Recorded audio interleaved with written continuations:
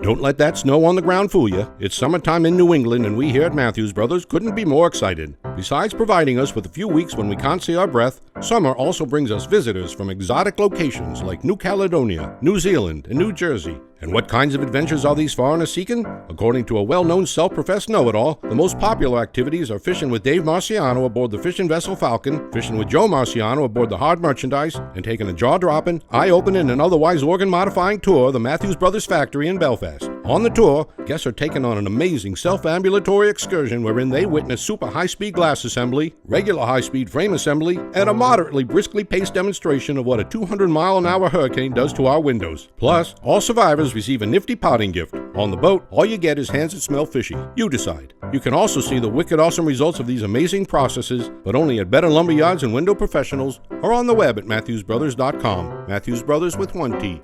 America's oldest window manufacturer.